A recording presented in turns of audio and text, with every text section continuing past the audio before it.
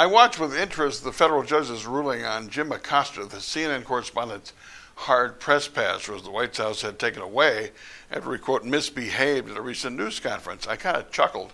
Having been a reporter for years and having covered school boards and town hall meetings and county boards and the rest, and they wouldn't let us cover meetings because they said it was a closed-door meeting. And I said, why is it closed door? It's a personnel matter.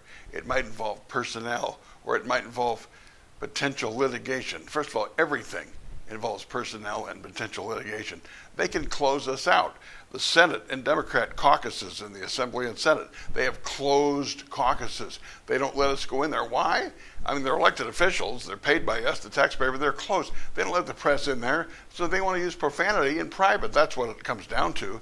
They want to call each other names in private. They don't want us in there chronicling that. So I've dealt with that, being shunned. Women's Take Back the Night March, when they had their little party afterwards, only female correspondents were allowed in the party.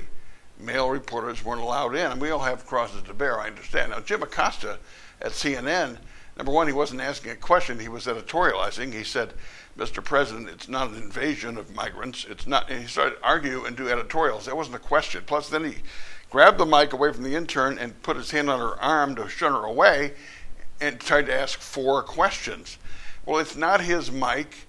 One time after the stampede in '93 at Camp Randall, Dean Roush said, no more questions about the stampede. Let's talk about how well they responded. I stood up and said, what gave you the power to ask? Tell us what we can ask. So ask a question, try to get a follow-up in.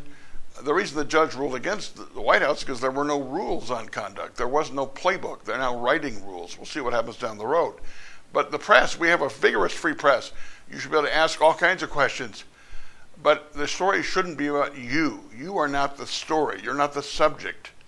You're a journalist, and your job is to ask questions, not tell the subject what to do.